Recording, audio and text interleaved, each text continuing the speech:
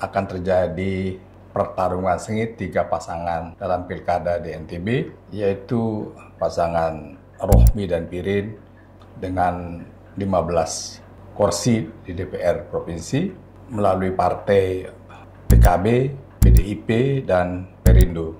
Kedua pasangan Zul dan Uhel yang memperoleh dukungan 19 partai, terdiri dari PKS, Demokrat, Hanura, dan Nasdem. Kemudian pasangan Muhammad Iqbal dan Ibu Indah memperoleh 31 kursi yang didukung oleh Golkar, Gerindra, P3, sehingga jumlahnya menjadi 31. Ini pertarungan yang menarik, saudara sekalian. Maka pada kesempatan ini saya mencoba untuk menganalisis kompetisi yang akan terjadi di dalam pilkada NTB. Kalau melihat peta dari perspektif partai politik, sebenarnya kalau paralel bahwa partai politik pendukung itu paralel akan mendukung bakal calonnya, maka tentunya secara matematis pasangan Iqbal itu akan mudah memenangkan pilkada karena didukung oleh 31 perolehan kursi di DPR provinsi.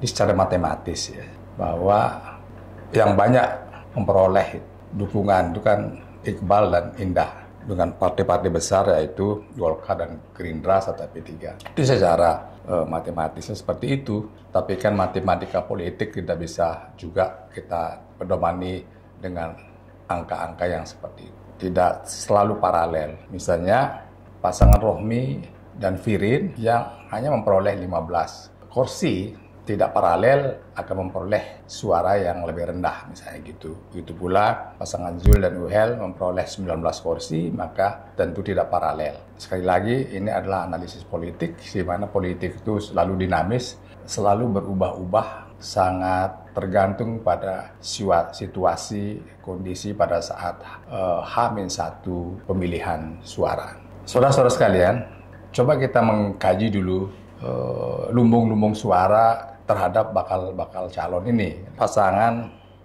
Rohmi Pirin tentu akan memperoleh suara atau lumbung suara melihat dari perspektif organisasi misalnya. Tidak partai politik ya, kalau partai politik kecil tadi, tapi dari organisasi kemungkinan atau kecenderungan itu akan dipilih oleh organisasi NWDI misalnya. Itu karena ada Rohmi, ada tokoh Tuan Guru Bajang di sana gitu.